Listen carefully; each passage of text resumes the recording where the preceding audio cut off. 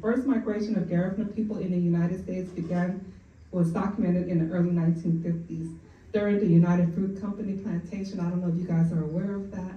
The United Fruit plantation was in Central America, first in Guatemala. That's a whole history because the United States started a coup against the Guatemalan government. But during that time, Garifuna people were merchants. They were merchant marines. They came from Belize, Guatemala, Honduras, worked for that company, and they settled a huge population in Louisiana.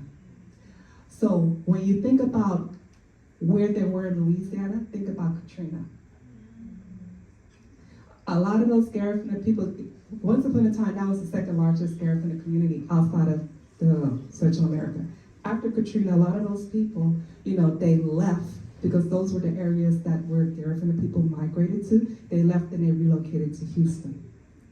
So now in the United States, the first largest Garifuna community is in New York. We have well over 200,000 Garifuna people living in New York. And the second largest is here in Los Angeles. We have over 80,000 plus living here in Los Angeles.